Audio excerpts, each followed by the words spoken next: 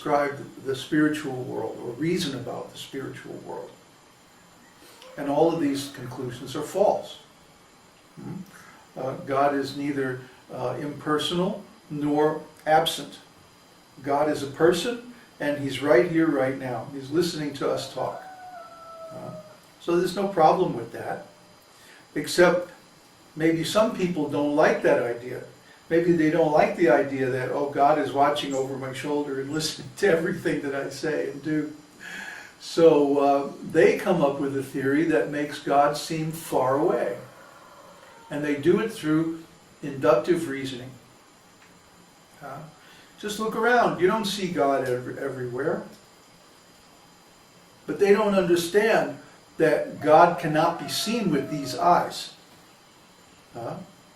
God is seen through hearing. He's seen by hearing the holy name and by hearing the philosophy described by the self-realized souls. But before we can see like that, we have to be pure. So how do we get pure? Go in the bathroom and scrub down with soap? Well, that's a nice start. But real purification, especially spiritual purification, begins with the tongue. This is a great secret of spiritual life. First of all, you have to eat a pure diet, pure vegetarian diet, as pure as possible. They say that the microphone, whatever says the microphone is making first contact because they lost sound. It's not making good contact? Yeah. Let's see. How's that? No, it's checking for you. Hare Krishna. It looks like I can see the light blinking. Where is the microphone setting in the preferences? In the preferences under sound. Yeah. Input, It should be on line input. It's on. Yeah. Yeah. So what's happening? Oh, they've put it back. So They got it back. some error. So it's probably just a transmission problem as usual. Where was I? The tongue. A vegetarian diet. Yeah. Vegetarian diet is the first way that we purify our tongue. And the most important way is by chanting the holy names. Always speaking the truth, being very sincere in our dealings with others, in our expressions to others, and by reciting this Vaishnava philosophy. So what's an example of deductive logic? Well, it depends on your definition of deduction. Florian, come here. Mumbling. Here's our philosopher. Well, that depends on your definition of deduction. Deduction in the scientific term as we know it is you take a theory or some established so-called fact and then you derive knowledge from that. So you could say that for example, to take the fire example, that what do you call it? Friction causes heat, and then there is fire out of that. So you could say that if there is enough bamboo in the forest and the wind blows, there will be fire. And so you can check that with the induction and see, okay, there's fire. So we have this is deduction. Yeah, you derive an assumption from a theory. But we have another kind of deduction because we know the absolute truth, and so we derive it from there. We don't have to accept some theory or some so-called established fact, because we directly take spiritual knowledge and derive it from there. So the quality of our deductions is based on the quality of our assumptions. If our assumptions are good, then our reasoning will be good. The problem is that science and most other material philosophies make their deductions from so-called facts, which themselves have been arrived at by induction. For example, combinations of chemicals in the brain are the cause of consciousness, right? Or electrochemical activity in the brain is the cause of consciousness. Nobody knows this is true. They've just speculated it. But then they start making experiments based on this assumption, and they come up with all kinds of nonsense, like this particular area of the brain is responsible for one function, and this other area of the brain is responsible for another. And maybe we've seen at times that when people have injuries in those areas, that they lack those particular functions. And so this so-called evidence by deduction, based on a wrong fact to begin with, gives them the wrong conclusion that all kinds of dysfunctional personality problems and so on are based on some interruption of electrochemical processing in the brain. So that leads to creating chemicals that's supposed to balance that.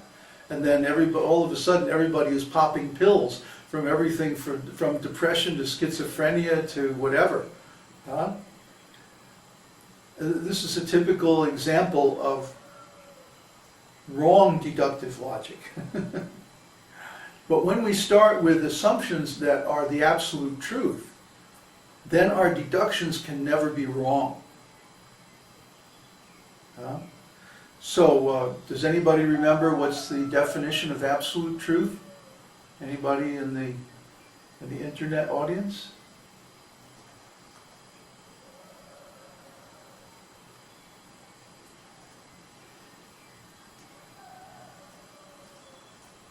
What is the absolute truth? What's the definition?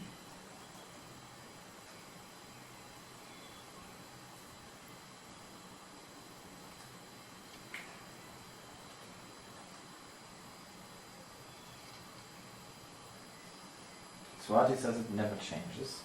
It never changes. And?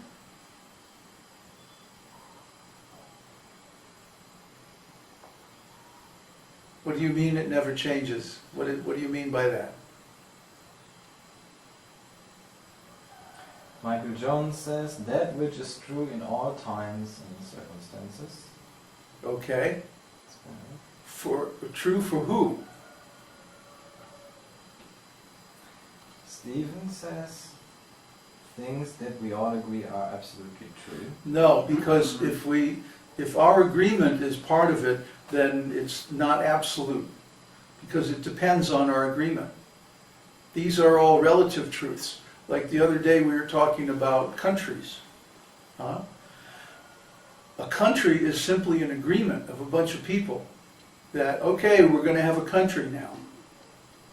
You know? There's no objective existence of countries, not even in the material world. So when people get together and they say, okay, we're going to have a country and call it such and such, that's how that starts. Okay? So first of all, absolute truth is eternal. No beginning and no end. Absolute truth is unconditional. That means it's not dependent on circumstances, it's not dependent on anybody's agreement, it's not dependent, or it doesn't change for different people at different times in different conditions or circumstances or states. It doesn't vary by location. It's always true everywhere, for everyone. That's absolute truth. For example, I always give the example if I say, it is raining. Well, right now it's not raining. But you never know. Any minute here it could rain. So sometimes that's true and sometimes not true. But if I say God is omnipresent, that's always true. Everywhere, for everyone. It doesn't matter whether we agree or we don't agree. That absolute truth is always true. So when we base our deduction on absolute truth, then it comes out. Our conclusions come out true and accurate. So regarding the material creation, there are all kinds of theories and all kinds of different schools of thought about the material creation.